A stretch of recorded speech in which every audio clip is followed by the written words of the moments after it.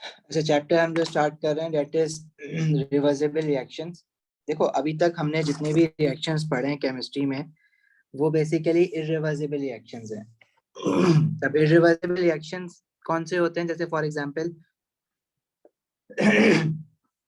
let's say HCl is reacting with sodium metal, it will produce salt, sodium chloride and hydrogen gas.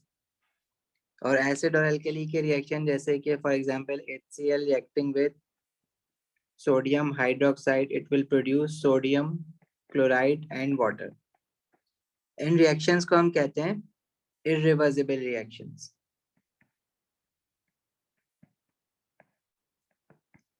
अब irreversible reactions का क्या मतलब है कि जब ये रिएक्शन लेफ्ट हैंड साइड वाली जो हमारे पास चीजें होती हैं उनको हम कहते हैं reactants,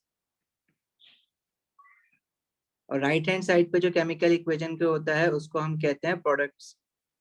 Once the reactants converted into products, it means the reaction will stop. Once all the reactant is converted into product, the reaction will stop. The इसमें जो products है ना, they can never go back and form reactants. Irreversible मतलब reverse नहीं हो सकता कभी भी ये रिएक्शन। तो जितने भी अभी तक हमने रिएक्शंस देखे थे वो सारे के सारे इरिवर्सिबल रिएक्शंस थे।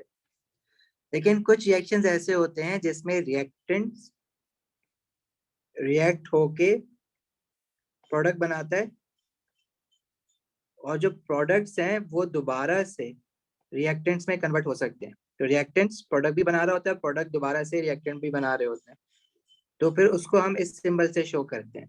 इरिवर्सिबल रिएक्शन के लिए हम एक सिंगल एरो बनाते हैं और रिवर्सिबल रिएक्शंस के लिए फिर हम डबल एरोस बनाते हैं जिसमें हम ये शो करते हैं कि this reaction can go in forward as well as in backward direction. मतलब ये रिएक्शन फॉरवर्ड भी जा सकता है और बैकवर्ड भी जा सकता है। फॉरवर्ड जाने का क्या मतलब है? When reactants are converted into products,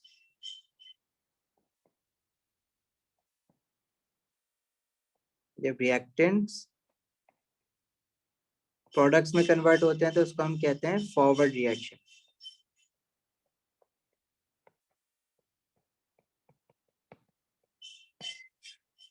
और जब प्रोडक्ट्स वापस रिएक्टेंट्स में कन्वर्ट होते हैं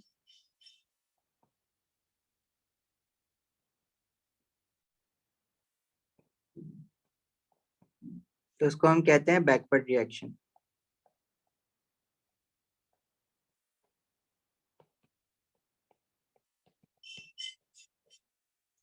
फॉर एग्जाम्पल, हमारे पास एक रिएक्शन है जिसमें नाइट्रोजन गैस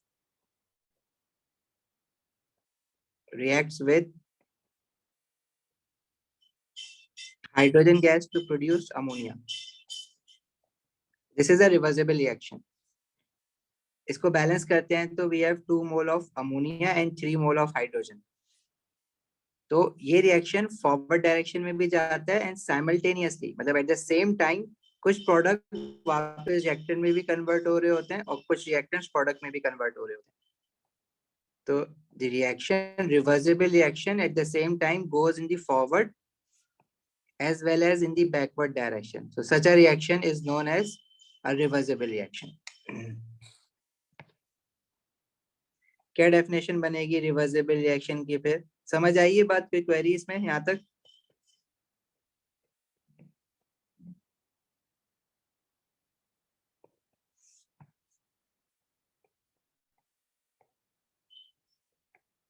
कुछ पूछना है किसी को? Sir, can I just copy?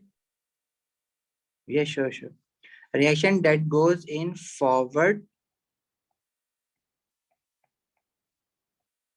as well as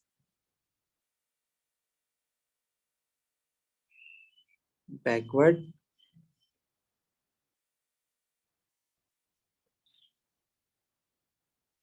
such a reaction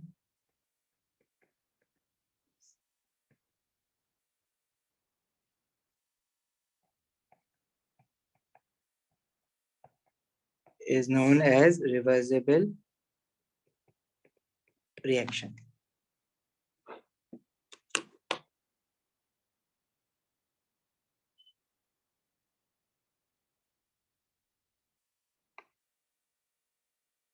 Clear?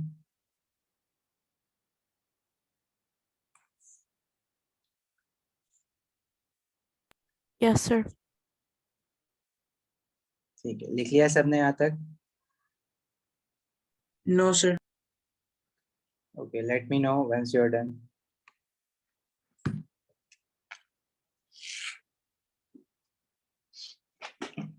जरूरी बेटा, ऐसा सिर्फ रिवर्सिबल रिएक्शन में ही होता है कि they never goes to completion.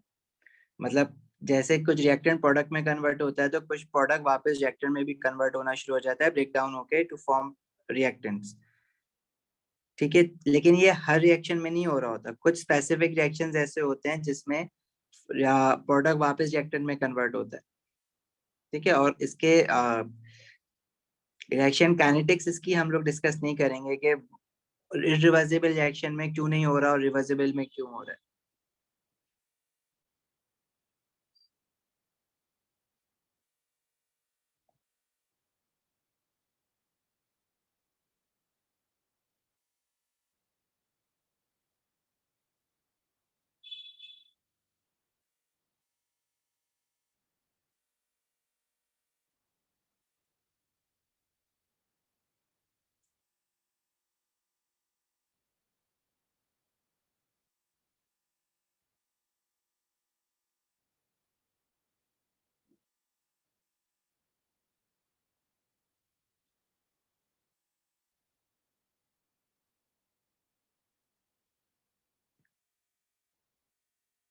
चलें आगे?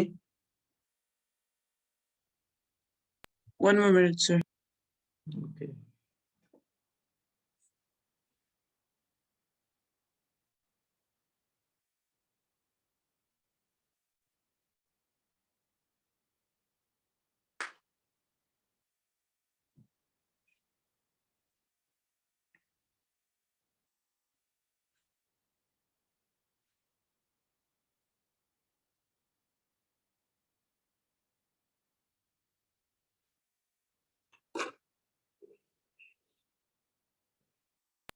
You can continue, sir.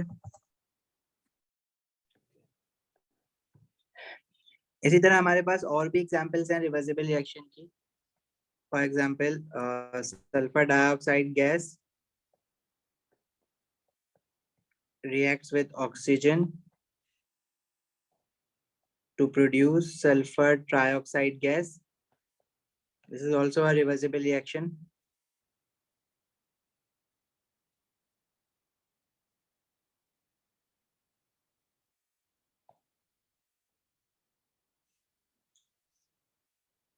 अच्छा, इसके अलावा hydrogen gas when reacts with iodine gas, it produces another gas which is hydrogen iodide. ये भी एक रिवर्सिबल रिएक्शन है। इसके अलावा और भी रिवर्सिबल रिएक्शंस हैं, जैसे एक अभी क्योंकि आपने ऑर्गेनिक केमिस्ट्री नहीं पढ़ी है बट स्टिल मैं लिख देता हूँ। ये हमारे पास एक कार्बोक्सिलिक एसिड है, इथेनोइक एसिड इसको कहते हैं, and this is C2H5OH, this is alcohol. They also react to produce esters and water. अब ये रिएक्शन क्या है, ये फॉर्मूला किस चीज का, ये आपको नहीं पता है, but I am just giving an example of a reversible reaction just to explain you that it is not necessary in a reversible reaction reactants और product gases ही हो, liquids भी हो सकते हैं। जैसे ये फॉर एग्जांपल अल्कोहल जो है वो लिक्विड है और एसिड भी लिक्विड है, और जो एस्टर बना है पानी में बन रहा है तो this is aqueous and water is also liquid. तो जरूरी नहीं है कि हमारे पास जो है वो गैसेस ही हो, लिक्विड्स भी या कोई एक्वस चीज में भी रिवर्सिबल रिएक्शन हो सकता है।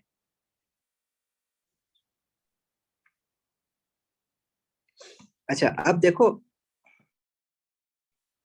इनिशियली जब आप कोई भी रिएक्टेंट ऐड करते हो किसी सिस्टम में, फॉर एग्जांपल हमारे पास ये एक कंटेनर है,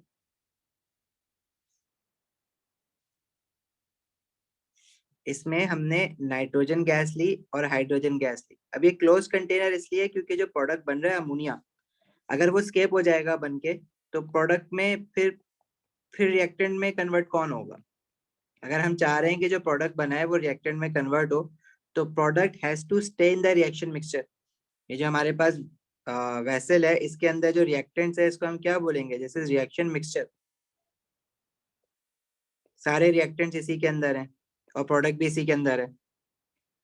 तो इनिशियली जब रिएक्शन स्टार्ट होगा तो हमारे पास सिर्फ रिएक्टेंट्स थे, but once the reaction has started, reactants started getting converted into products. Once products started forming, then some of the products starts to convert back into reactants. So initially there will only be a forward reaction, but after some time, as product will start to convert into reactants, then we will get the backward reaction as well. अब we have studied rate of a reaction or speed of a reaction. अब देखो यहाँ पे दो तरह के reaction है, forward reaction and backward reaction. मतलब रिएक्शन राइट हैंड साइड पे भी जा रहा है और simultaneously at the same time it goes into the backward direction as well.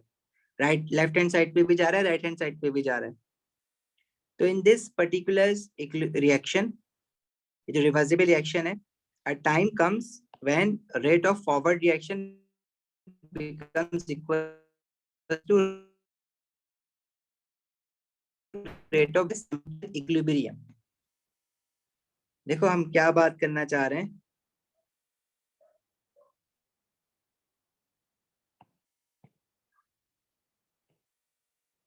हमारे पास कुछ रिएक्टेंट्स हैं, nitrogen and hydrogen. Let's say मैं कह रहा हूँ इनिशियली नाइट्रोजन के जो है ना we have 5 mole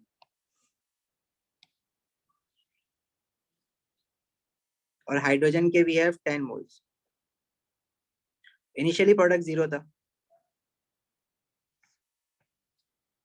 Once the reaction started,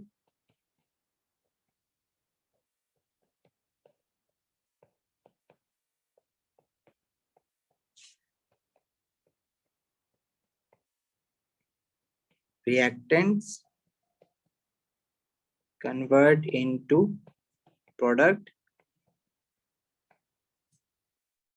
and products start convert back to reactants.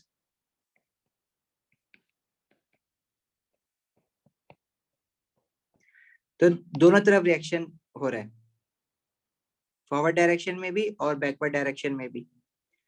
After some time this speed of forward reaction becomes equals to speed of backward reaction. उस वक्त हम कहते हैं कि हमारे पास केमिकल इक्विलिब्रियम स्टैब्लिश्ड हो गया है.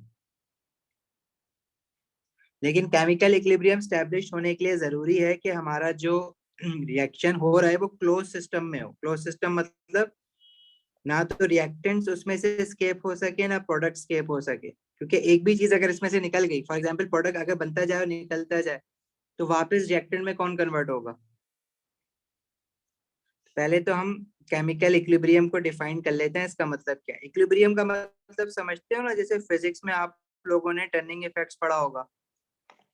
तो टर्निंग इफेक्ट्स के चैप्टर में you must have studied that when sum of all the forces and sum of all the moments on an object become zero, then the object is said to be in equilibrium. मतलब उस पे resultant forces zero हो जाए, resultant turning effect या resultant moment zero हो जाए. इसी तरह equilibrium का मतलब केमिस्ट्री में भी कुछ ऐसे ही मिलता जुलता है.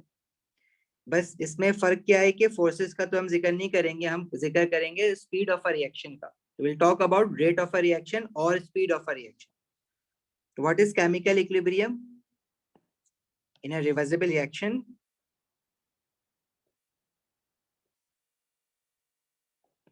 because as both forward and backward reactions are taking place at the same time, so speed of forward reaction and speed of backward reaction can be different. मतलब reactant product में जल्दी जल्दी convert हो रहा हो, तो product slowly convert हो रहा हो reactant में. मतलब forward reaction की speed और backward reaction की speed initially same नहीं होती है, क्योंकि product तो पहले zero थे. आहिस्ता आहिस्ता प्रोडक्ट बनना शुरू हुआ है, और जैसे ही प्रोडक्ट बनना स्टार्ट हुआ तो फिर वो वापस रिएक्टेंट में कन्वर्ट होना शुरू हुआ.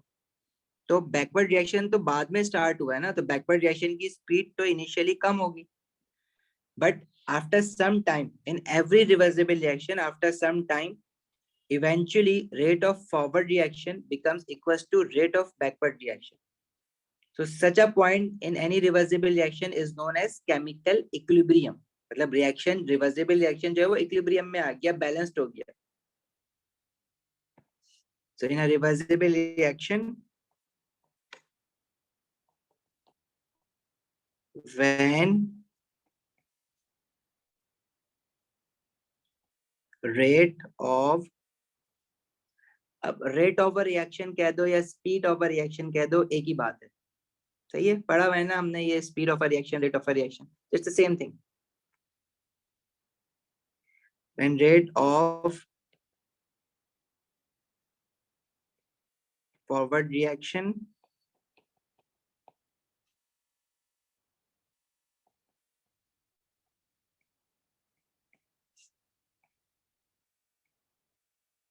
becomes equal to rate of Sir, G. can you go back so I can take a screenshot so I can copy it?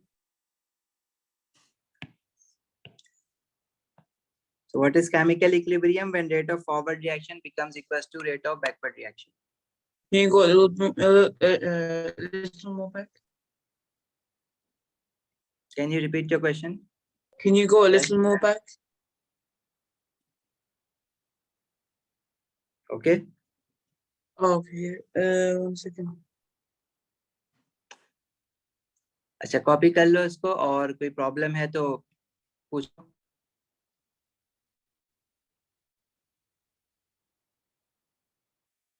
देखो सर बेटा, क्लोज सिस्टम क्या है? Initially we had nitrogen and hydrogen as a reactant, वो react होके product बनाएंगे, right?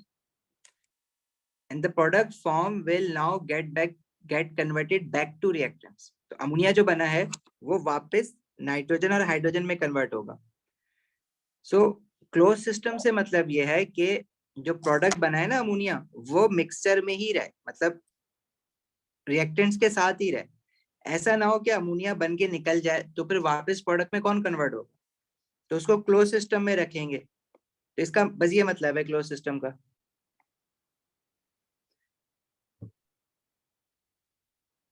No, we can not call this as an isolated system. External condition से बेशक isolated हो, डजंट मैटर वो हो या ना हो, but internally reactants and product, because not all the reactants are being used up. देखो रिवर्सिबल रिएक्शन में सारे के सारे रिएक्टेंट खत्म नहीं हो जाएंगे, प्रोडक्ट में कन्वर्ट नहीं हो जाएगा सारा का सारा रिएक्टेंट। जैसे यहाँ पे जो इक्वेशन गिवन है, ये जो मैंने 5 मोल और 10 मोल लिखा हुआ है, इसमें जब केमिकल इक्विलिब्रियम स्टैब्लिश्ड होगा तो लेट्स से अगर nitrogen is left with 2 mole only and hydrogen is left with 4 mole and ammonia produced is 2 mole. So at this point when it is in equilibrium, so the concentrations, or you can say the mole, इनको हम concentration भी ले सकते हैं इसकी जगह पे, this amount of reactants and product will not change. ये amount of reactant और product आगे तो जा रहे हैं, रिएक्शन पीछे भी आ रहे हैं, लेकिन रिएक्टेंट और प्रोडक्ट का जो अमाउंट है ना वो चेंज नहीं हो रहा। मतलब जितना वो आगे जाता है फौरन उतना ही वापस पीछे भी आ जाता है। तो रिएक्शन चल तो रहा है लेकिन अमाउंट ऑफ रिएक्टेंट और प्रोडक्ट चेंज नहीं हो रहा होगा। इसकी एग्जांपल मैं देता हूँ, ये लिखी है ना, यहाँ तक आगे बढ़ते हैं।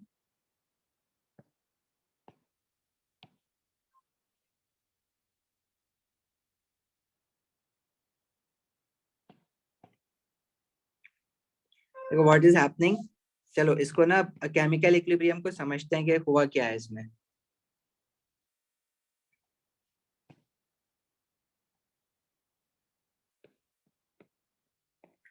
Conditions of chemical equilibrium. Chemical equilibrium का मतलब क्या है कि रिवर्सिबल रिएक्शन में स्पीड ऑफ फॉरवर्ड रिएक्शन और speed of backward reaction equal हो जाए।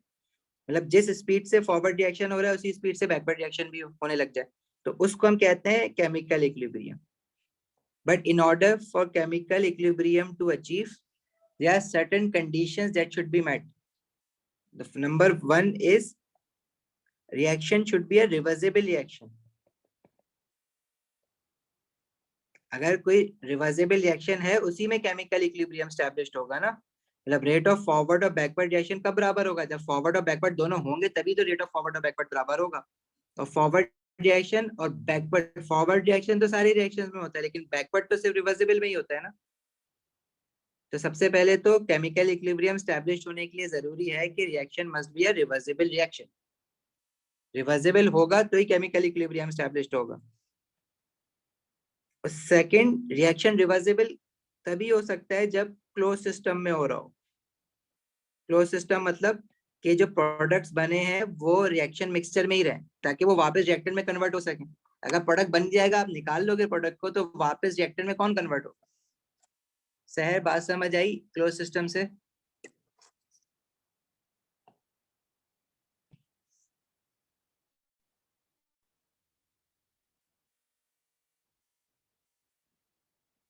The third point is reaction should be dynamic. Dynamic means कि it should keep happening.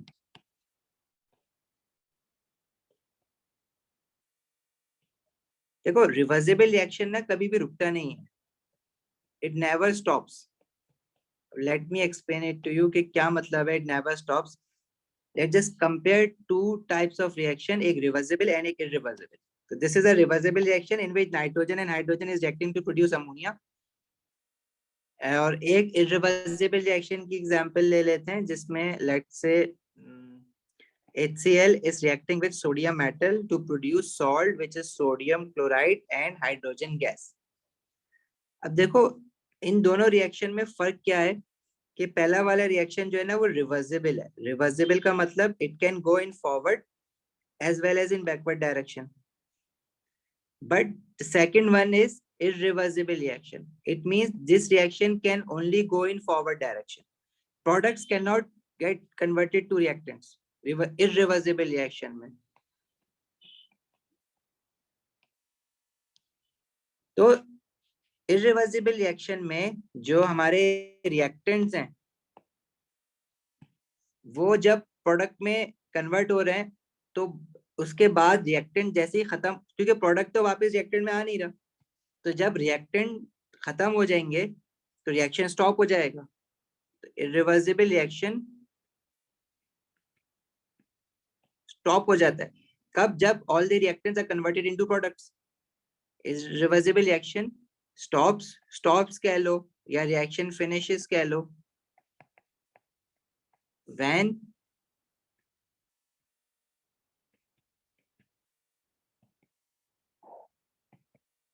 all the reactants are converted into products. और reversible reaction क्या होता है? Reversible reaction में कभी भी रिएक्शन रुकेगा नहीं, क्योंकि कुछ रिएक्टेंट, सारे के सारे रिएक्टेंट खत्म ही नहीं होते ना। जब रिएक्टेंट प्रोडक्ट में कन्वर्ट होगा, अब ऑब्वियसली रिएक्टेंट तो खत्म होना स्टार्ट हो गया, लेकिन कुछ प्रोडक्ट वापस रिएक्टेंट में कन्वर्ट होगा तो रिएक्टेंट दोबारा आ जाएगा। कुछ रिएक्टेंट प्रोडक्ट में भी कन्वर्ट हो रहा है तो प्रोडक्ट भी और आ जाएगा। तो ये आगे पीछे जाता रहता है, इसलिए कभी रुकेगा ही नहीं, खत्म ही नहीं होगा, क्योंकि सारा का सारा रिएक्टेंट खत्म ही नहीं हो रहा कभी। क्योंकि जैसे ही कुछ रिएक्टेंट कम होता है वो प्रोडक्ट से वापस रिएक्टेंट में आ जाता है। तो रिवर्सिबल रिएक्शन जो होते हैं ना कभी भी रुकते नहीं, तो इसको हम कहते हैं reversible reactions are dynamic. Dynamic means keep happening.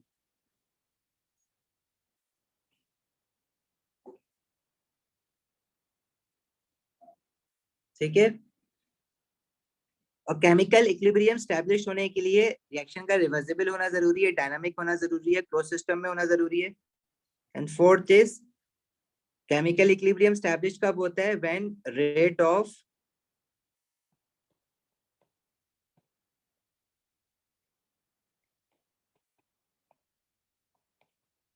forward reaction becomes equals to rate of backward reaction.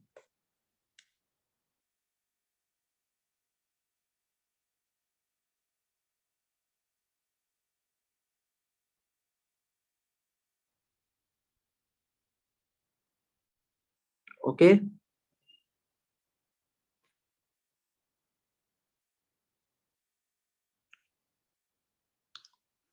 और जब ये फॉरवर्ड और बैकवर्ड डायरेक्शन बराबर हो जाते हैं तो जो कंसेंट्रेशन ऑफ रिएक्टेंट्स और प्रोडक्ट्स है इट बिकम्स कांस्टेंट। देखो कंसेंट्रेशन कांस्टेंट होने का मतलब ये नहीं है कि रिएक्शन स्टॉप हो गया, उसका मतलब ये है कि जितना आगे वो फॉरवर्ड जाता है रिएक्टेंट जैसे ही कम होता है कुछ प्रोडक्ट वापस रिएक्टेंट में आ जाता है तो रिएक्टेंट का अमाउंट सेम हो जाता है। तो वी कैन से कि concentrations of reactants and products are no longer changing at equilibrium। तो केमिकल इक्विलिब्रियम जहां पे आपने लिखा है ना उसी की डेफिनेशन में आगे एक पॉइंट और ऐड कर लो ऊपर यहाँ पे at equilibrium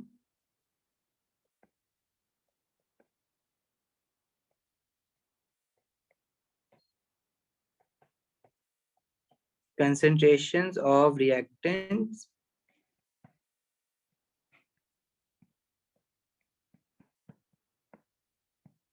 and products do not change।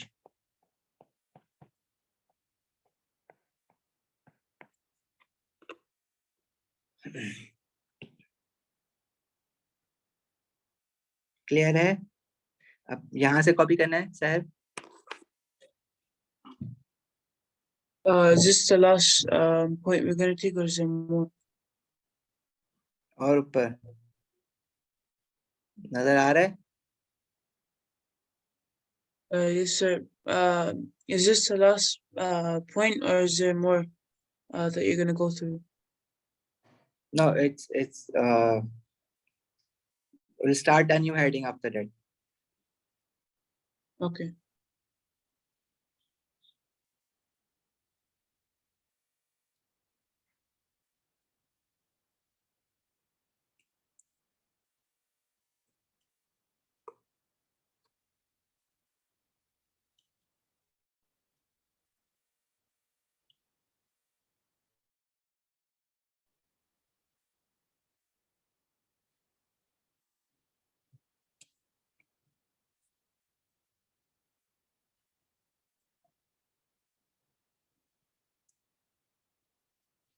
Done.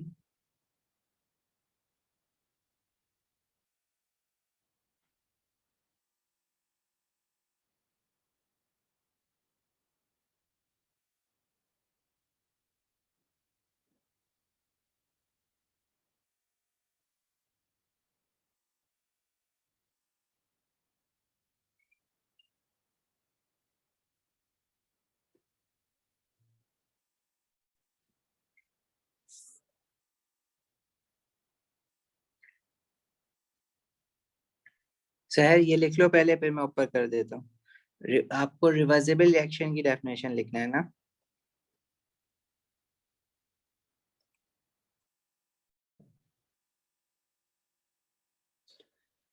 देखो भाई at equilibrium speed of forward and backward reaction is equal. इसको हम और दूसरे वर्ड्स में इस तरह से डिफाइन कर सकते हैं कि जो अमाउंट ऑफ प्रोडक्ट बन रहा है और जो अमाउंट ऑफ रिएक्टेंट बन रहा है वो सेम प्रोपोर्शन में बन रहा है।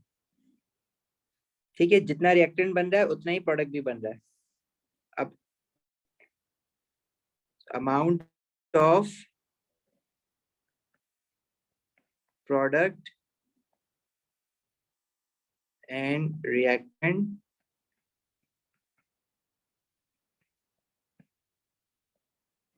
formed are in same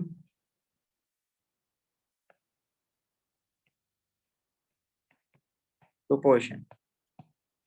लेकिन अगर देखो अब इसी बीम की एग्जांपल लेते हैं और इसमें हम क्या करें। फॉर एग्जांपल अभी ये बीम ना बैलेंस्ड है, जैसे यहाँ पे दो कोई बॉल रखी हुई है और राइट हैंड साइड पे भी कोई दो सेम मास की बॉल्स रखी हुई हैं। अब मैंने क्या कर अभी इक्विलिब्रियम में this is in equilibrium balanced है। अच्छा अब मैंने क्या करा कि इसका इक्विलिब्रियम डिस्टर्ब किया। और इक्विलिब्रियम डिस्टर्ब मैं किस तरह से कर सकता हूँ कि भाई मैंने जो है इस बीम में जो लेफ्ट हैंड साइड है उसके नीचे फोर्स लगाना स्टार्ट कर दिए। अब force let's say left hand side पे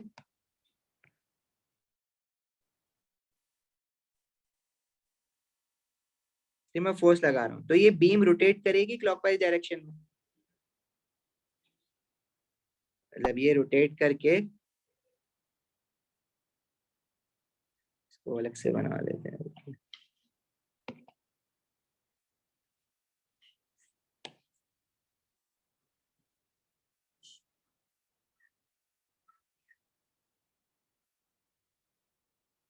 रोटेट करके ऐसे हो जाएगी ना। तो लेट से अभी हम कहते हैं कि लेफ्ट हैंड साइड जो है ना, रेड वाली जो बॉल्स हैं वो रिएक्टेंट्स हैं, और राइट वाले जो हैं वो प्रोडक्ट्स हैं। तो जब हम इसको नीचे से फोर्स लगाएंगे तो वो जो बॉल है वो स्लाइड होके, अब जैसे एक बॉल स्लाइड होके प्रोडक्ट साइड पे चली जाएगी। इसका क्या मतलब है कि अगर आप कोई डिस्टरबेंस क्रिएट करोगे, या तो रिएक्शन अब ज्यादा फॉरवर्ड डायरेक्शन में जाएगा या फिर ज्यादा बैकवर्ड डायरेक्शन में जाएगा। इन दिस पर्टिकुलर एग्जांपल अभी हम लेफ्ट हैंड साइड पे नीचे फोर्स लगाएंगे तो रिएक्टेंट ज्यादा प्रोडक्ट साइड पे जाएगा, तो रिएक्टेंट फिर कम हो जाएगा और प्रोडक्ट ज्यादा बनना स्टार्ट हो जाएगा। लेकिन अगर मैं यही काम अपोजिट करूं, मतलब अगर मैं फोर्स लगाऊं राइट हैंड साइड पे,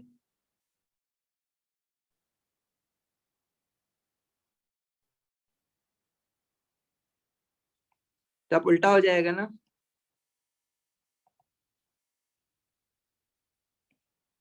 अब ज्यादा प्रोडक्ट रिएक्टेंट में कन्वर्ट हो रहा है, तो रिएक्टेंट ज्यादा बन रहा है, फिर प्रोडक्ट कम बन रहा होगा, बन दोनों रहे हैं एक साथ।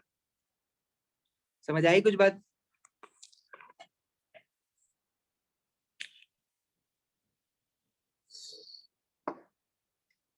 देखो इसको हम अपनी केमिकल इक्वेशन से कैसे समझेंगे, ये तो फिजिक्स वाली एग्जांपल हो गई। फॉर एग्जांपल हमारे पास वही इसी इक्वेशन को एग्जांपल ले लेते हैं, नाइट्रोजन हाइड्रोजन के साथ रिएक्ट करके अमोनिया बना रहा है। अब रिएक्टेंट्स की अगर मैं कंसंट्रेशन चेंज करता हूँ, फॉर एग्जांपल नाइट्रोजन की जो कंसंट्रेशन है ना और हाइड्रोजन की, if I increase concentration of reactants,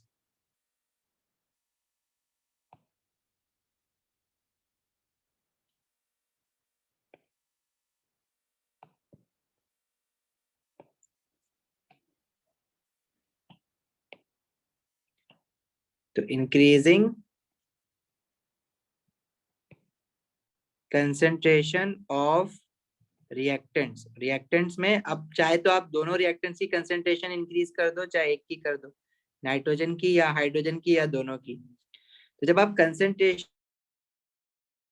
of reactants increase करोगे, तो जैसे यहाँ पे रेड बॉल जो है पहली वाली एग्जांपल में, वो स्लाइड होके प्रोडक्ट साइड पे चली गई थी, तो इसी तरह अब जब रिएक्टेंट्स की कंसेंट्रेशन इंक्रीज करोगे तो रिएक्टेंट जो है वो फिर प्रोडक्ट में ज्यादा कन्वर्ट होना शुरू हो जाएंगे, ताकि इक्विलिब्रियम वापस स्टैब्लिश्ड हो जाए।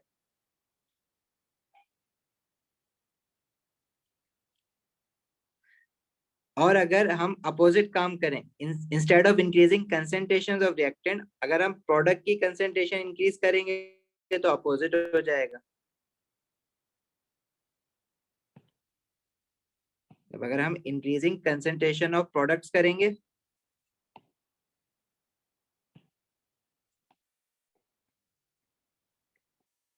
तो राइट हैंड साइड पे जब आप प्रोडक्ट्स की कंसेंट्रेशन बढ़ाओगे तो अब ज्यादा प्रोडक्ट रिएक्टेंट में कन्वर्ट हो रहा होगा, तो बैकवर्ड रिएक्शन ज्यादा हो जाएगा। तो हो दोनों रहे हैं साथ, मतलब फॉरवर्ड ज्यादा हो रहा है लेकिन बैकवर्ड भी हो रहा होगा, लेकिन अब ये इक्विलिब्रियम में नहीं है। Now reaction is not in equilibrium, लेकिन वो रिएक्टेंट बढ़ाने की वजह से रिएक्टेंट प्रोडक्ट में कन्वर्ट हो ही इसीलिए रहे कि दोबारा से इक्विलिब्रियम स्टैब्लिश्ड हो जाए। But as concentration of reactants is increased, more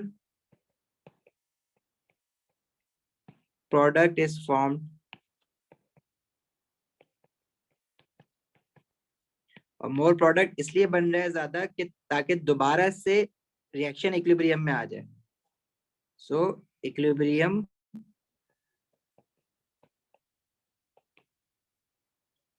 reestablishes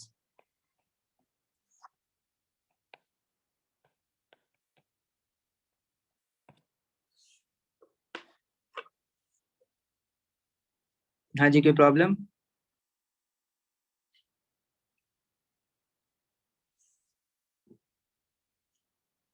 No, sir.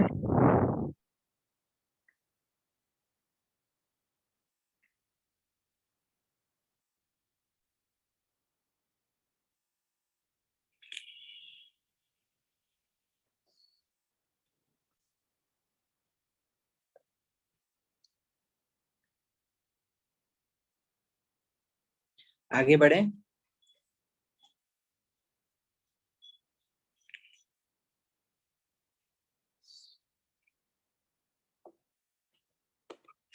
तो ये प्रोडक्ट ज्यादा बनना है या रिएक्टेंट ज्यादा बनना है, इसको हम कहते हैं shifting of position of equilibrium. अब ये हमें पढ़ना है।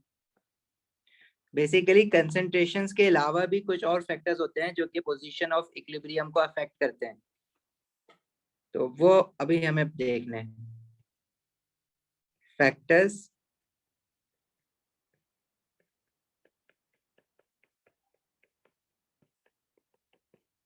affecting position of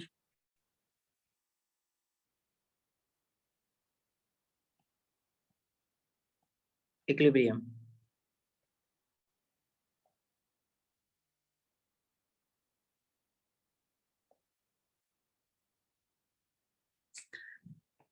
देखो हमारे पास we have 4 factors that can affect the position of a equilibrium. Number 1 is concentrations,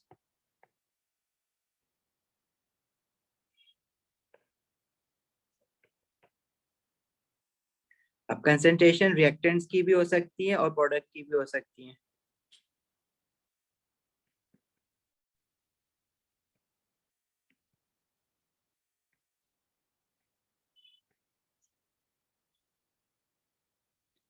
Number 2 is pressure of gaseous reactants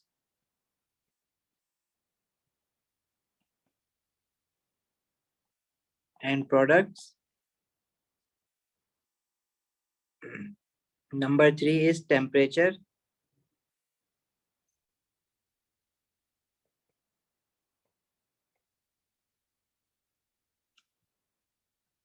number 4 is catalyst. अच्छा, इसको ना यूजुअली हम लोग कंफ्यूज करेंगे factors affecting rate of a reaction से, वो different थे। ठीक है, वो भी मैं यहाँ पे लिख देता हूँ ताकि मिक्स ना हो।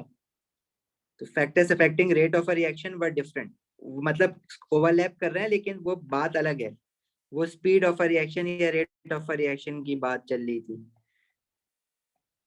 Factors affecting rate of a reaction वो हमारे पास 5 होते हैं। कौन कौन से होते हैं रिकॉल करवाओगे जरा?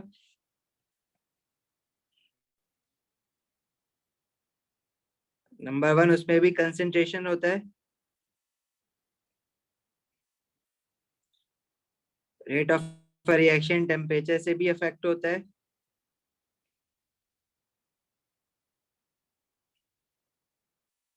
प्रेशर से भी अफेक्ट होता है। लेकिन प्रेशर का इफेक्ट जैसे पोजीशन ऑफ इक्विलिब्रियम पे सिर्फ गैसेस में होता है, तो रेट ऑफ रिएक्शन में भी प्रेशर का इफेक्ट सिर्फ गैसेस पे होता है। देन वी हैव कैटलिस्ट, और what was the fifth factor that can affect the rate of reaction? It was surface area. ये हमने एक एक करके पढ़े थे ना कि how concentrations affects the rate of a reaction, how temperature increasing और decreasing temperature affects the rate of a reaction and so on. इसी तरह factors affecting position of equilibrium में भी हम डिटेल में पढ़ेंगे नेक्स्ट क्लास में कि how does changing concentration affects the position of equilibrium, how does changing pressure affects the position of equilibrium, how does temperature affects the position of equilibrium, and how does catalyst affect the position of equilibrium। Surface area का position of equilibrium से कुछ लेना देना नहीं है। Surface area affects only the rate of reaction. But concentration, pressure, temperature, ये 3 overlapping है, catalyst भी है, तो वो अक्सर हम मिक्स कर देते हैं। Rate of a reaction is something else, speed of a reaction की बात करते हैं। और पोजीशन ऑफ इक्विलिब्रियम मींस के reaction either will go on right hand side मोर और लेफ्ट हैंड साइड मोर, मतलब फॉरवर्ड डायरेक्शन में ज्यादा जाएगा या बैकवर्ड डायरेक्शन में ज्यादा जाएगा, या इन अदर वर्ड्स प्रोडक्ट ज्यादा बन रहा होगा या रिएक्टेंट ज्यादा बन रहा होगा, तो वो है position of equilibrium.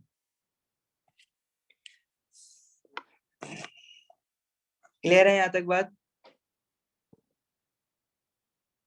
Yes sir. चलो बाकी फिर ना हम नेक्स्ट क्लास में कंटिन्यू करेंगे। अभी क्योंकि मैं चाह रहा हूँ चारों फैक्टर्स एक ही क्लास में डिस्कस करें।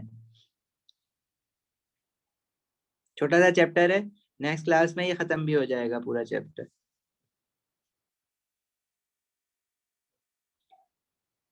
ठीक है, जा सकते हैं अभी आप लोग। अल्लाह हाफिज।